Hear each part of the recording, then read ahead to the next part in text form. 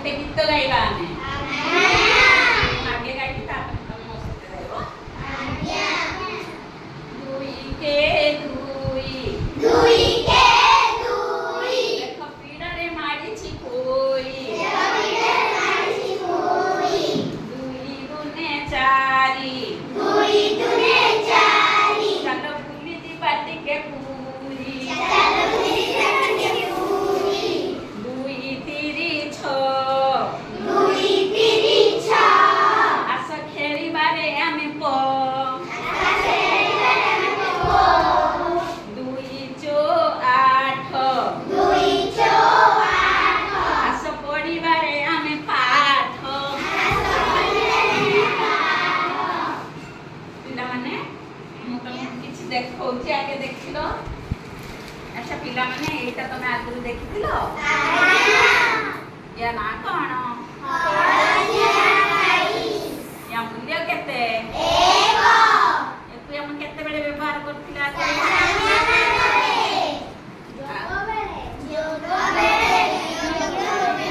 ଆଚ୍ଛା ଠିକ ଅଛି। ଆଚ୍ଛା ଏଇଟା କଣ?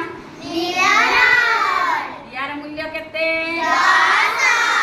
ତାହେଲେ ଏଇଟା 10ଟା ଯେତେବେଳେ ହବ ଏକୁ ନ ନେଇକି ଏଇଟା ଗୋଟେ ନବା ହେଲା। ଏଇଟା କଣ? ନୀଳପଟି ନା କଣ ପଟି? ସବୁଜ ପଟି। ୟାର ମୂଲ୍ୟ କେତେ? 100। ତାହେଲେ ଏଇଟା କେତେଟା ହେଲେ ଏଇଟା ଗୋଟେ ନବା? 10ଟା। ଯେତେବେଳେ ତାହେଲେ ଏଇଟା ଆମର 10ଟା ହେଇଯିବ ଆମେ ଏଇଟାକୁ ନ ନେଇକି ଏଇଗୁଡାକୁ ନବା ହେଲା। ଆଚ୍ଛା ପିଲାମାନେ ବର୍ତ୍ତମାନ ଆମେ ଆଗରୁ ସଂଖ୍ୟା ସ୍ଥାନୀୟ ମାନ ଶିଖିଥିଲେ, ଯୋଗ ଶିଖିଥିଲେ, ବିୟୋଗ ଶିଖିଥିଲେ। ଆଜି ଗୋଟେ ଆମେ ଗୁଣନ ଶିଖିବା।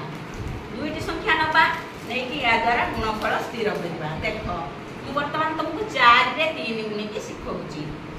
କେତେ ନବା? ପ୍ରଥମେ 4। এই 4টা কি গুণ এলে?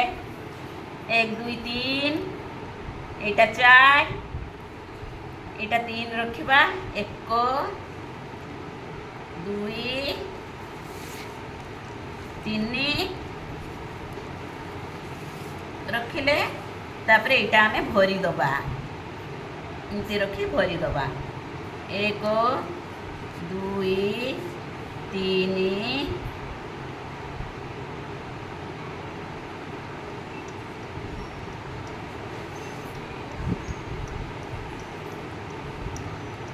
4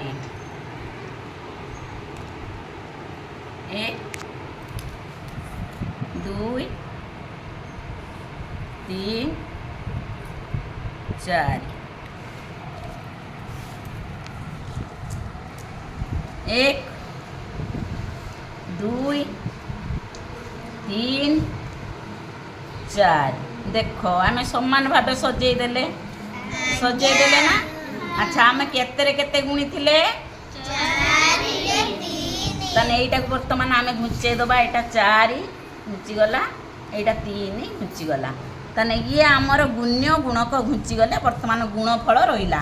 आम गणी दबा 1 2 3 4 5 6 7 8 9 10 11 12 केतुटा रहिला? 12। 4 रो 3 गुणी ने केते हबो? 12। अच्छा वर्तमान मु जागुडा तुम कर दबो से भली।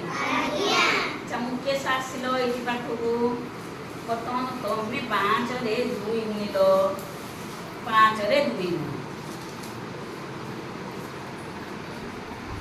डाकी गणी गणी को 1 बड़ पाटरे को अन्य माने देखाओ 4 5 1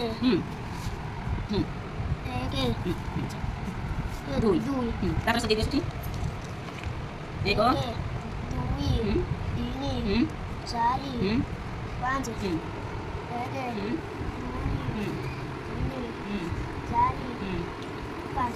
ଏବେ କ'ଣ କରିବା ଆମେ 5 ଆଉ 2 କୁ ଘୁଞ୍ଚେଇ ଦେବା। ବର୍ତ୍ତମାନ ଏଇଟା ରହିଲା ଗୁଣଫଳ। ଗଣିଲ ଗୁଣଫଳ କେତେ ହେଲା?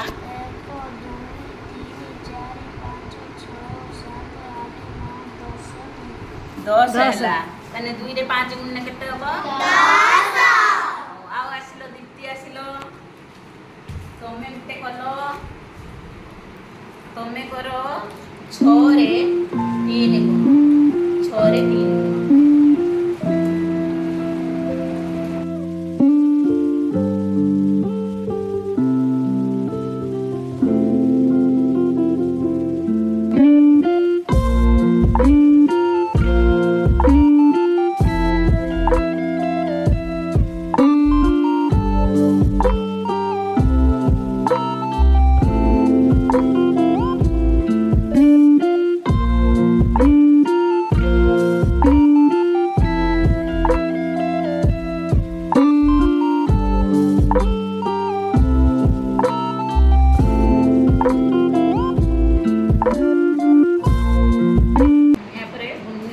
बाहर करदब टे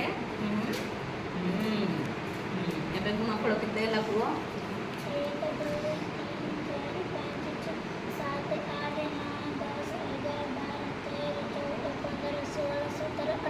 18 ତାने ଆମେ 6 ର 3 ଗୁଣିଲେ କେତେ ହେଲା 18 ଏଇ ଭଳିଆ ଆମେ ବହୁତ ବଡ଼ ବଡ଼ ସଂଖ୍ୟାରେ ମଧ୍ୟ କରି ପାରିବା।